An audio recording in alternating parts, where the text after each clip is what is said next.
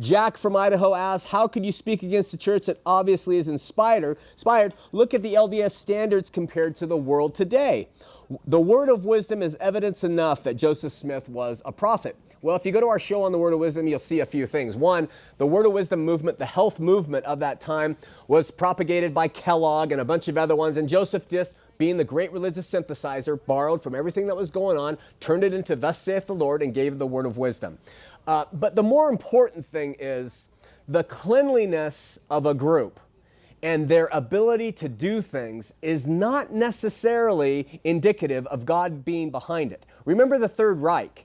They were very clean. They had wonderful buildings. They almost took over the world, but it didn't make them right. In fact, when you open up the Bible and you read, it talks about that God uses the foolish things of the world to confound the wise. You kind of are postulating, Jack, that this powerful superstructure is evidence that God is behind it. And I would have to say that's just not biblical. Biblical, it seems the other way. You look at Jesus and the apostles he chose. Did he choose businessmen? Did he choose the best Sadducees and Pharisees? Or did he choose fishermen and publicans to be his disciples? The Lord's ways are not man's ways. Mormonism is built on man's ways, and so it is appealing to your flesh. And you think because we're clean living. You can find clean living groups all over the place. Doesn't make them true or right.